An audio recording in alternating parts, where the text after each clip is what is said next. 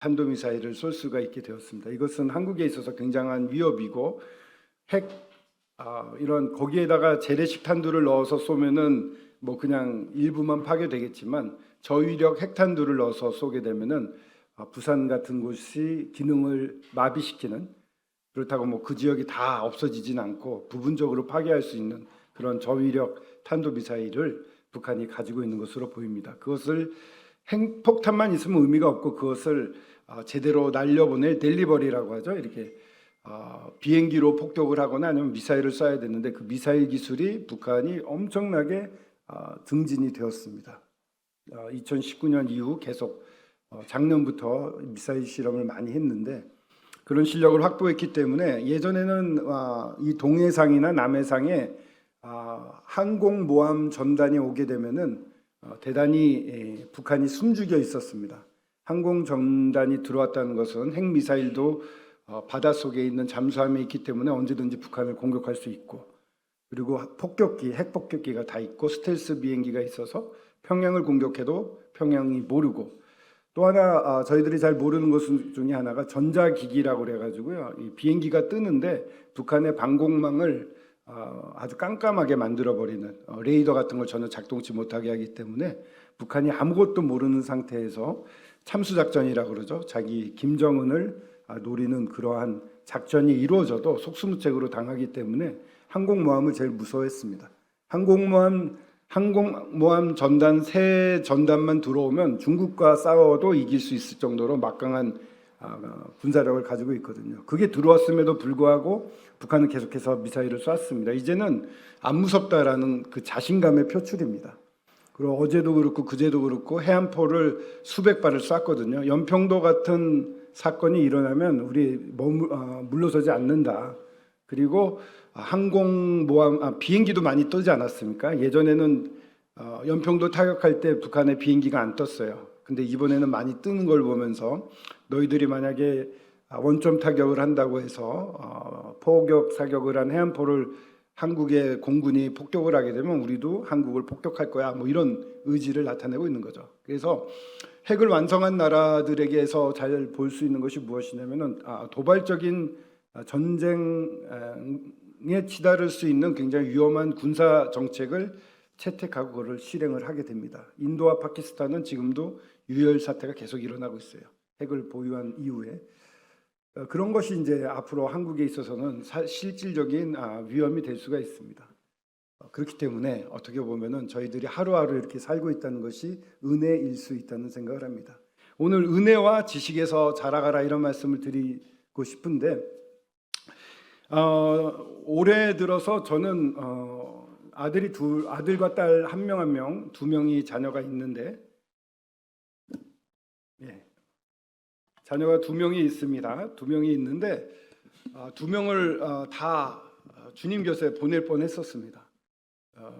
몽골에 한번 가가지고 그 흐르는 강물에서 우리 청년 우리 허니와 정원이가 강물에 뛰어들었다가 둘 다 휩쓸려 사실은 죽을 뻔했습니다. 그 심각한 건지 몰랐는데 나중에 보니까 굉장히 위험했던 상황이었습니다.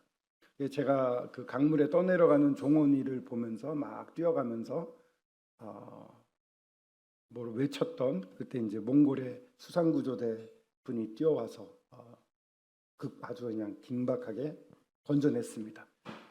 그래서 우리 허니와 정원 형제를 보면 부활한 아이들 같습니다. 죽었다 살아난 것 같아요. 너무 그냥 뭘 해도 예쁘기만 합니다. 얼마 전에 미니는 그 소풍 갔다 오다가 뒤에서 탱크로리 유조차가 미니가 탄 승용차를 들이받았습니다. 뒤에서. 그래서 그 차에는 우리 성도들이 5명이 타고 있었는데 임신한 자매도 있었어요, 그 안에. 근데 다행히도 차는 완전 뒤가 찌그러져서 폐차했거든요. 폐차를 했는데 차가 이렇게 비스듬히 치고 나가서 뒷면은 거의 다 박살이 났지만 또 우리 미니가 이렇게 몸을 앞으로 숙이고 있어가지고 얘기하느라고 교제하느라고 앞좌석에 몸을 다들 뒤에 앉았던 3명이 수그리고 있어가지고 직접적인 타격은 별로 없었던 것 같습니다. 병원에 입원했는데 좀 뻐근하다 정도로 지나갔습니다. 근데 탱크로리가 만약에 속도를 놓치지 않고 그대로 브레이크를 밟았다 하지만은 그대로 받았다고 하면은 미니도 이 자리에 없었을 것 같은. 그러니까 허니와 미니를 보면은 부활한 아이들 같은 생각이 듭니다. 아브라함이 이삭을 볼 때 그런 느낌이 들었을까 이런 생각도 해봅니다만 지금 말씀드리고 싶은 것은 그런 거예요. 은혜 가운데 우리가 자라나고 있는 거다. 그러니까 허니와 종원이가 그렇게 됐을 때 제가 할 수 있는 게 아무것도 없었어요. 기부스 신발을 신고 있어가지고 기부스를 풀다가 미처 못 풀고 뛰어가면서 허나 종원이를 붙잡아라 이렇게 막 외쳤거든요. 근데 외치는 가운데 있었습니다만은 할 수 있는 게 아무것도 없어요. 정말 아무것도 없습니다. 미니도 그런 상황에서 제가 도와줄 수 있는 건 아무것도 없었어요. 정말 하나님의 은혜만을 기대할 수밖에 없었죠. 근데 나중에 보니까 정말 하나님은 은혜로우신 분입니다. 선하신 분입니다. 선하다고 한다는 것은 좋은 것을 주시는 분이다. 어제 그런 말씀을 들었는데 정말 최선을 다해 주시는 분이 계시니까 우리가 살아가고 있는 것입니다. 아이들이 살아있는 것이고 잘 자라가고 있는 것입니다. 은혜를 이 주님의 은혜에 대해서 우리가 그것을 누리고 그런 은혜 가운데 키워가는 것, 이것이 참 중요하다는 생각을 했습니다. 그런 가운데 허니와 미니는 참 감사하게 지금 이제 주일학교 교사를 하고 있습니다.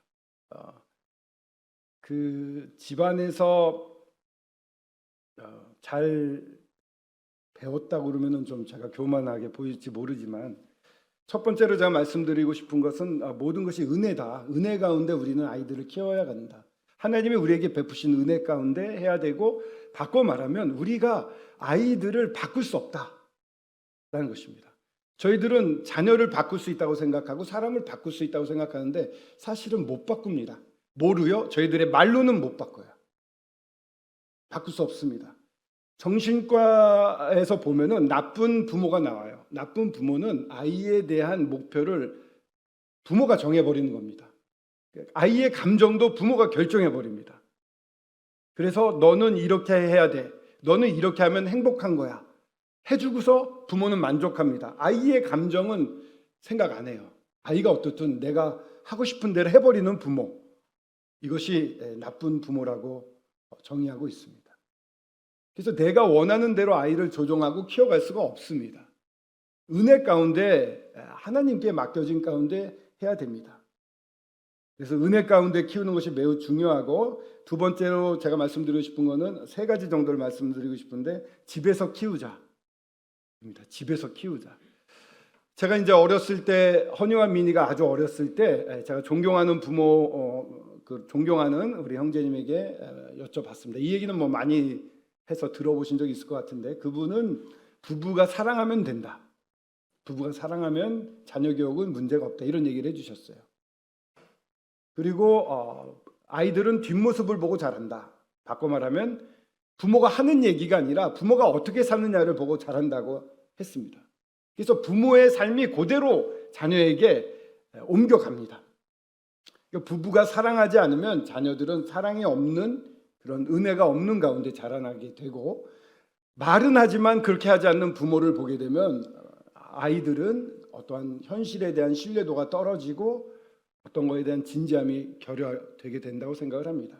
그런 점에서 다행스럽게 저는 제 아내가 너무나 이런 말 하면은 또 아내가 되게 싫어할 텐데 너무 예뻐서 뭘 해도 다 귀여워서 딸이 그러더라고요. 귀엽게 보이면 끝난 거다 이렇게. 그냥 뭐 하여튼 저를 막 약 올리는 것도 그렇게 귀여운데 그래서 맨날 이 방송이 되는지 모르겠습니다만 뽀뽀해달라고 많이 쫓아다니고 아내는 스킨십을 싫어해서 막 도망다니고 아이들이 아빠가 불쌍해 뭐 이러고 그런 환경에서 자녀들을 키웠습니다. 이게 좋은 건지 모르겠지만 그리고 가능하면은 저희들이 말한 거는 그대로 지키려고 했고 약속은 세 번 딱 얘기하고 안 하면은 반드시 체벌을 했습니다. 허니는 뭐 한 살 때부터 한 12개월 지난 때부터 앞에 앉혀가지고 떠드는 거 주위에서 3번 하면 데리고 나가서 막 혼내고 그랬거든요. 너무 심했죠. 제가 좀 그때는 율법적이었는데 하지만 그런 훈련 때문에 제가 훈련원 가 있을 동안에 내내 옆에 앉아서 조용히, 그때 4살쯤 됐었는데 허니가 그 모든 수업을 조용히 다 이렇게 받는 걸 보았습니다. 그래서 제가 말씀드리고 싶은 것은 이 출애굽기 2장 10절에 보면, 제가 그냥 빨리 읽어볼게요. 모세에 대한 부분인데, 그 아기가 자라매 바로의 딸에게로 데려가라 가니 그가 그의 아들이 되리라. 그가 그의 이름을 모세라 하여 이르되 이를 내 물에서 건져냈음이라 하더라. 이렇게 이제 건져내서 데려가지 않습니까? 앞에 나와 있는 9절에 보면 바로의 딸이 그에게 이르되 이 아기를 데려다가 나를 위하여 젖을 먹이라. 내가 그 싹스를 주리라. 여인이 아기를 데려다가 젖을 먹이니, 젖을 뗄 때까지 모세는 어머니 요게벳이 돌본 것 같습니다. 이 젖을 뗀다라고 하는 게 뭐 나이가 어릴 수도 있지만 10살 전후로 이렇게 보는 분들도 있습니다. 바꿔 말하면 이 아주 어렸을 때, 유아기 때, 그리고 이 초등학교 들어가기 전후까지 요게벳이 잘 가르친 거죠. 사무엘도 그렇습니다. 한나가 젖을 뗀 다음에 데려가거든요. 그러니까 어렸을 때 이 아이들의 인격과 또한 이러한 성품이 결정이 된다고 볼 수가 있는데, 이 가정교육, 가정에서 키우는 게 굉장히 중요합니다. 그래서 사실은 아이들 교육, 영적인 교육도 그렇고 가정에서 이루어져야 되는 것입니다. 부모님이 어떻게 사느냐에 따라서 그대로 전수를 받게 되는 것 같습니다. 부모님의 삶이 굉장히 중요하고 부모님의 삶을 가르쳐서 그것이 가장 빠른 교육이 되는 것입니다. 그래서 보게 되면은요, 저희들이 이제 주일학교나 학생회가 있어서 굉장히 아이들의 영적 교육을 도와주고 있습니다만, 이곳은 서브예요. 사실은 메인은 가정입니다. 가정으로 제가 이제 막 책임을 떠넘기는 것처럼 느끼실지도 모르는데, 그게 아니라 영적 원리가 그렇다는 것입니다. 가정에서 잘 키워야 돼요. 그리고 생각해 보십시오. 주일학교 교사나 학생회 교사나 선한 일을 사모하는 자가 일꾼이 된다고 디모데전서에 나타나 있는데, 이분들은 정말 이 아이들을 영적으로 키우는 일에 있어서 선한 일로 자원해서 기쁨을 하는 분들이거든요. 근데 가만히 보시면 나랑 별 차이 없는 성도예요. 똑같은 수준의 성도가 아이들을 위해 헌신하고 있는 것입니다. 그래서 뭐 저희들이 쉽게 말해서 요즘은 학원 같은 데 맡기면은 뭐 보수를 왕창 들이면은 어떠한 아웃풋이 정확하게 나오지 않습니까? 그런 식으로 설마 주일학교와 학생회를 생각하시는 분은 없겠지만, 뭔가 결과를 만들어 주기를 원하시는 그런 측면도 있는 것 같습니다. 메인은 가정이고요. 그리고 교사들은 이것을 서포팅하는 것입니다.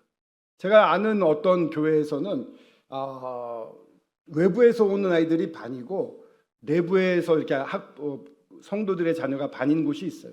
거기에서는 정말 이 교사들은 대부분 외부에서 온 아이들의 엄마 아빠가 돼줍니다. 집에서 이루어져야 될 영적 교육을 하는데 전적으로 힘을 쏟고, 우리 아이들은 이미 집에서 훈련받고 왔기 때문에 그다지 많은 시간을 보내진 않습니다. 외부에서 온 아이들을 영적으로 키워가는 것, 이것에 그 교회의 주일학교와 학생회는 힘을 쏟고 있었거든요. 그렇기 때문에 말씀드리고 싶은 것은, 교사들이 열심을 하고 정말 영적인 성장하는 걸 가장 보고 싶어하고, 아이들이 구원받고 주님 안에서 자라나는 것을 누구보다도 원하는 것은 교사들입니다. 그 교사들보다 더 원하는 것은 부모님입니다.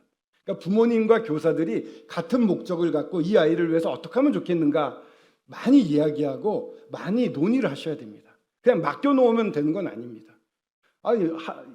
24시간 곱하기 7일 중에 교회 와 있는 시간은 3시간, 퍼센트로 하면 얼마나 되겠습니까? 정말 미미하지 않겠습니까? 학교 외에도 이제 집에서 거의 다 보내게 되는데, 집에서 보내는 시간 가운데 아이들과의 영적인 교제가 필요하고 영적인 그러한 교육들이 필요합니다. 뭐 자꾸 제 얘기를 해서 그렇습니다만은, 뭐 저희 집에서는 허니민이가 어렸을 때에는 제가 침대에서 들어가서 자기 전에 이 복음 동화를 매일 한 편씩 얘기를 해줬습니다. 모세가 막 누워가지고 이러면 애들이 너무 좋아했어요. 아빠 빨리 내일 밤이 왔으면 좋겠어요. 아직 자지도 않았는데.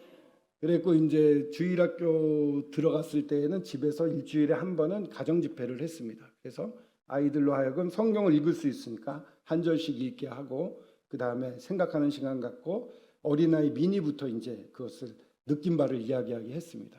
그리고 제가 정리를 하고 그 다음에 기도도 미니, 허니, 아내, 저 이렇게 그래서 1시간보다 좀 짧게 그런 시간들을 가졌는데 꽤 오래 했습니다.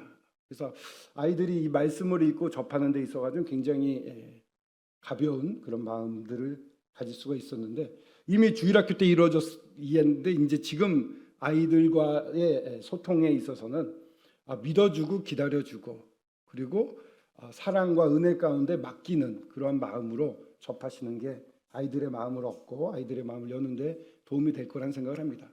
우선적으로는 가정에서 집에서 아이들을 키우는 것이고 이 교회는 그런 아이들의 영적 성장을 돕는 곳이다. 방향을 제시하고 좋은 아이디어를 주시고 함께 노력할 수 있는 곳이다. 이렇게 생각을 하시면 참 좋겠습니다. 마지막으로 말씀드리고 싶은 것은 제자로 키우자입니다. 제자로 키우자. 어떤 교회에서 저희처럼 규모가 큰 교회입니다. 그곳에 가서 이 주교사, 학생회 교사, 청년회 교사 세미나를 열어본 형제님이 얼마 전에 저와 교제하면서 가르쳐 주셨는데 어렸을 때부터 주일학교 때부터 교리도 잘 가르치고 말씀도 잘 체계적으로 가르쳤는데 아이들이 구원받는 역사가 적고 대학교 올라갈 때 청년이 될 때 구원받지 못한 채로 올라가고 또 청년이 돼서는 교회를 막 떠나버리는 일이 많이 일어나서 엄청나게 심각한 그러한 도전이라고 할까요? 위기의식을 느끼고 이제 세미나 때 그 형제님을 모셔서 이야기를 들었는데 그 형제님이 느꼈던 것은 제자가 안 되어 있다. 즉 예수님을 위해서 내가 뭔가를 드리고 싶다라는 마음이 없는 상태에서 많은 지식은 오히려 교만케 하는 지름길이 될 수 있다. 이런 얘기를 해주셨다고 합니다. 그 교사들이 굉장히 동감을 했다고 하는데 먼저 이런 1:1 양육이라고 그럴까요? 아이들이 주님을 구원받게 되면은 1:1 양육 같은 걸 통해서 정말 제자로 사는 삶에 대해서 충분히 교제가 필요합니다. 그런 삶을 아이들한테 소개하고 그렇게 인도를 해야 됩니다. 부모님들도 마찬가지입니다. 학원이나 학교나 이런 거 굉장히 중요한 시기에 살고 있습니다. 저희 가정은 또 저희 가정 얘기를 하는데 그렇게 공부하지 않았어요. 이 상계동에 살았는데 이 노원초등학교는 상계 1동에 있는데 학구열이 굉장히 낮은 곳입니다. 그래서 미니의 일과에 가장 좋은 것은 끝나고 도서관 가서 책을 빌려서 집에 가져와서 4시, 5시까지 해가 뉘엿뉘엿 질 때까지 있다가 소파에서 잠드는 거. 이게 제 초등학교 때 미니의 최고 가는 취미 활동 중에 하나였는데 그런 환경에서 자랐거든요. 근데 이 아이들이 허니 같은 경우에도 이제 그 외대 글로벌 캠퍼스에 입학을 했습니다만 결과적으로 선교지에 가서 러시아에 가서 북한의 아이들의 실상을 듣고 그 아이들을 돕고 싶은 마음을 주님이 주셨고 본인도 원래 초등학교 교사가 되고 싶었던 마음이 있었는데 그걸 다시 한번 일깨워 주시고 선교사가 어느 분야에든 프로페셔널이 돼 있으면은 프로가 되어 있으면은 북한 아이들 도울 수 있다는 얘기를 듣고 내가 그러면 프로가 될 수 있는 분야가 뭘까 생각하다가 다시 교사가 돼야 되겠구나라는 것을 결심을 하고 반수에서 떨어지고 1년 더 재수해서 사립대학교를 3년 반을 다닌 그 비용을 다 낸 아빠한테 집안에 이런 얘는 참 학원도 안 다니고 돈도 안 써서 참 착하다 이랬는데 다 그런 것을 대학 가서 다 소비를 하고 다시 공부를 1년 반 동안 하는데 학원비가 굉장히 비싸더라고요. 한 달에 뭐 100 몇만 원씩 하는데 그거를 다 지원을 했습니다. 그래서 일단 돈이 중요한 건 아니고요. 아이가 찾아갑니다. 어떠한 주님을 위해 사는 것이 무엇인지 알 때 인생이 그렇게 풀려가고 뭐 임용고사 이런 게 어려운 게 남아있지만 지금 3학년을 지금 다니고 있습니다. 교회에서 여러 활동하고 주님을 섬기면서 또한 자기의 꿈을 찾아가는 사람이 되어 있습니다. 미니도 굉장히 지금 하고 있는 일 어려워하지만 기도하면서 엄마와 막 기도하고 울면서 서로 이야기하고 상담한 다음 날 길이 딱 열렸어요. 공문이 와서 그걸 보고서 한 발자국 나갈 수 있었거든요. 주님이 다 도와주십니다. 아이들의 미래는 걱정할 것이 없습니다. 공부가 전부가 아니에요. 지금 필요한 것은 부모님과의 이러한 사랑스러운 은혜 가운데 이런 영적인 부분을 많이 케어해주고 맡기는 그런 마음, 물론 기초적인 건 합니다. 저희도 이제 3번 허니 같은 경우는 3번 거짓말하면은 체벌을 했었던 게 중학교 3학년까지 이루어졌거든요. 이제 맷집이 좋아지니까 때려도 소용이 없으니까 아내가 저한테 전화해서 오늘 들어와서 허니를 20대 때려줘 이래가지고 오후 내내 기분이 아주 나빴습니다. 와서 이제 20대 때려줬죠. 그랬더니 정말 반성하면서 더 때려달라고 해서 이게 반항을 하는 건지 반성을 한 건지 몰랐는데 그 이후로는 이제 체벌은 안 했어요. 이제 충분히 이야기로 소통이 됐는데 그런 어떠한 저희들이 공부를 하라고 이렇게 이렇게 잔소리는 하지만 그게 진짜 압박은 하진 않았던 것 같습니다. 하지만 아이가 올바른 가치관을 갖고 살 수 있는 기초적인 활동 그런 부분에 있어서 많이 신경을 썼습니다. 올바르게 주님 안에서 바른 길을 갈 수 있는 그 사람으로서 도리를 지킬 수 있는 것들을 많이 신경을 썼고 학업이나 이런 부분은 주님께 맡겼는데 그렇게 좋은 대학 외대라고 해도 이제 본교도 있고 지방에도 있고 그런데 그렇게 좋은 대학들은 아니었지만 그래도 자기 꿈을 찾아가다가 결과적으로는 마지막에는 삶을 딱 맞출 수 있는 그런 좋은 은혜를 입게 되었습니다. 그래서 우선 제자로 키우는 것, 주님께 모든 것을 맡기고 키우는 것 이런 부분에 신경을 써주시면 좋을 것 같습니다. 다행히도 이번에 침례받은 학생들 위해서는 학생회에서 1:1 양육을 계획하고 있다고 합니다. 멘토되는 선생님이 붙어서 1년 동안 교제를 할 거라는 그런 이야기를 들었습니다. 그래서 참 감사가 됩니다. 오늘 말씀드린 것을 좀 정리를 하자면은 은혜로 키우라라는 말씀입니다. 좀 은혜 아니면 안 됩니다. 허니와 미니를 요번에 잃을 뻔했는데 부활한 아이들처럼 너무 귀하게 보이거든요. 하나님은 너무 선하신 분입니다. 우리한테 최선을 다하신 분입니다. 최고의 것을 주십니다. 이 하나님의 은혜에 나를 맡기시고 가정을 맡기십시오. 이렇게 맡기고 주님의 은혜가 이루어질 수 있는 가정을 만들어 가시면 좋겠습니다. 그래서 자녀는 집에서 키우자. 우선 집에서 부모가 어떻게 주님 앞에서 살고 있는지, 부부관계가 어떤지 우리가 회개하고 돌이킬 게 있으면 부모님부터 시작을 하십시오. 그래서 영적인 분위기, 은혜로운 분위기가 이루어질 수 있는 가정을 만들어 가십시오. 이건 아마 저도 그렇습니다만은 누구나 죽기 전까지 부부 사이랑 그런 것 같습니다. 어렵죠, 쉽지 않죠. 그러나 그런 가정을 만들어 가시고 정말 주님의 은혜 가운데 정말 사랑하고 그런 사랑이 전달되는 가정을 만들어 가십시오. 아이들이 그 가운데 쉴 수 있게 해주십시오. 내가 생각하는 행복이 아이의 행복이 아닙니다. 하나님만 아십니다. 그 길을. 내가 이렇게 하는 게 얘한테는 행복이야. 아닐 수 있어요. 아이 입장에서 주님 입장에서 물어보십시오. 이게 과연 이 아이가 행복해야 할 길일까요? 라고 주님께 끊임없이 물어보십시오. 그렇게 하면서 집에서 키우면 좋겠고요. 제자로 키우면 좋겠습니다. 지식만 많다고 되는 게 아니거든요. 정말 내 삶을 주님께 드릴 만한 삶이다라는 것을 아이들이 알 수 있게끔 가르칠 필요가 있습니다. 그거는 학생에서도 준비를 하고 계시다니까 참 다행스러운데 집안에서도 부모님이 헌신하는 제자의 삶을 살아야지만 사실은 아이들이 제자로 살 수가 있습니다. 그렇게 저와 아내가 부족하지만 가능하면 주님을 우선적으로 섬기고 살려고 했습니다. 젊었을 땐 굉장히 율법적으로 살았지만 지금은 그 은혜를 누리면서 살고 있고요. 감사를 드리고 있는데 그런 가운데 아이들이 그런 얘기하지 않아도 보고 따라오는 그런 삶을 볼 수가 있습니다. 참 이제 허니미니가 아직 결혼이 남아 있어서 뭐라고 말할 수는 없습니다. 어떤 결혼을 하게 될지 이게 마지막 저희들의 숙제이긴 한데 지금까지는 주님을 사랑하고 섬기고 있는 모습 자연스럽게 섬기고 있거든요. 그런 제자의 삶을 사는 모습이 굉장히 감사가 되는데 이것은 저희들이 계획하고 뭔가 한 게 아니라 정말 주님의 은혜를 맛보고 주님을 섬기는 그 사랑 때문에 섬기는 섬김이 있을 때 아이들이 그렇게 변해갔다고 생각이 되기 때문에 우리 가정에서 먼저 그렇게 제자로 사는 삶을 시작해 보시면 좋겠습니다. 먼저 말씀을 충분히 읽고 주님께 여쭤보고 그리고 부부가 많이 이야기하고 또 많이 기도하고 그러면서 주님이 보여주신 것이 이거다 이렇게 마음이 맞아지면 그 길을 향해서 하나하나 걸어 나아가는 그런 먼저 제자된 삶. 그래서 아이들이 제자로 크는 그런 가정들이 되면 참 좋겠습니다. 북한의 위협에 대해서 많은 이야기를 했습니다만 전쟁은 하나님의 손에 붙잡혀 있는 것이고요. 또 아직은 지대함 미사일을 쏘진 않더라고요.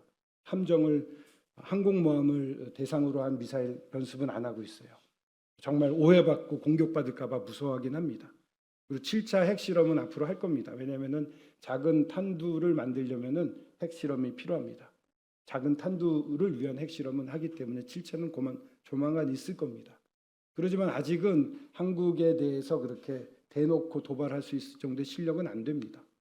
아직도 하나님이 우리나라를 지키고 계시고 또 그런 제압할 수 있는 힘이 있기 때문에 은혜의 시간이 펼쳐지고 있는데 그런 상황, 정세 이런 거에 흔들리지 마시고 먼저 주님을 제일 우선으로 하고 아까 말씀드린 대로 은혜와 사랑이 넘치는 그런 가정, 그런 교육이 펼쳐질 수 있으면 좋겠고 교사분들은 메인은 가정이고 서브 역할이 교사라고 이렇게 생각해 주시고 또 한 가지 이 교사들이요 요즘 많이 지쳐 있습니다. 코로나 기간 동안에 모여서 회의하는 것도 없었는데 이제 다시 회복되고 있는데 예전에는 주일학교도 그렇고 청년회도 그렇고 학생회도 그랬는데 이렇게 식사 좀 하시죠 하고 금일봉도 좀 이렇게 전달하는 분들이 있었는데 싹 없어졌대요.